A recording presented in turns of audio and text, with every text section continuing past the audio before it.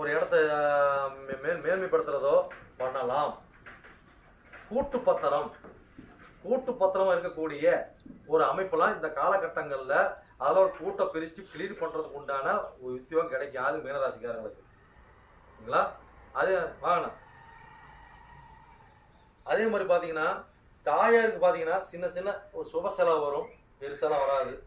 அதே மாதிரி பார்த்தீங்கன்னா தாயார் போயிட்டாங்க, அவங்க சொத்து பத்து இருக்குது, எல்லாம் கூட்டு பட்டாவாக இருக்குது அப்படின்னா இந்த மாதங்கள்ல பஞ்சாயத்து பேசுனாங்க, அதெல்லாம் கிடைக்கக்கூடிய வாய்ப்பு கிடைக்கும். ஒரு ஒரு ஒரு அதில் சாந்தம் கிடைக்கும், அதில் ரூட்டு கிடைக்கும். ஓகேங்களா? ரைட், ஓகே, சரி. இதுதான் வந்து 12 ராசிக்கு உண்டான பலன். ஓகேங்களா? சரி, ஃபஸ்ட்டு இந்த சாமிகளை அழைச்சிட்டு அர்ச்சனை முடிச்சுட்டு கொண்டது போயிடலாங்க.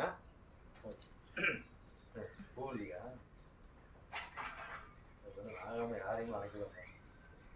பூ ஒன்றும் பிரச்சனை இல்லை. பூ வாங்கலையா? பூ எல்லாம் மொத்தமாக போட்டாங்க.